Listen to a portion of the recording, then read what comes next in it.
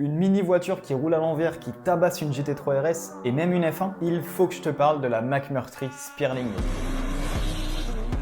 Bon déjà, on rentre dans le dur, c'est une électrique. Désolé. Oui, mais ça fait 1000 chevaux. 1013 pour être précis. Mais c'est pas ça qui en fait une voiture si spéciale. Elle a un tout petit truc qui la différencie. Un tout petit, hein. Deux énormes turbines qui aspirent l'air sous la voiture pour créer une dépression. En gros, ça l'écrase littéralement au sol. Un peu comme si elle roulait avec une ventouse. Ce système-là, il développe 2 tonnes d'appui. Et la voiture fait 1 tonne. Attends, ça veut dire que si tu mets la voiture à l'envers, genre sur un plafond, elle tient? Eh bah oui, ça peut paraître fou, mais la vidéo que tu vois là, elle est bien réelle. Bon, tu te doutes que ça sert à rien de rouler à l'envers, c'est pas ça l'intérêt des turbines. Même si c'est quand même super stylé. Le but de tout ça, c'est littéralement de manger n'importe quelle voiture en courbe. Comme par exemple, au hasard, une GT3 RS. Eh, ils font pas semblant, hein. En fait, l'appui au sol est tellement puissant qu'elle peut prendre des courbes à des vitesses folles. Et donc littéralement manger tout ce qui roule. Ah, et j'ai oublié un tout petit détail. 0 à 100 en 1 seconde 5. Et tout ça, c'est pas juste de la théorie. Elle a explosé le record de la montée de Goodwood en 39 secondes 08. Elle a battu le record du circuit de Top Gear juste devant la Renault R24. Mais elle a pas juste battu, hein. La Renault R24 a fait le tour en 59 secondes. La McMurtry en 55,9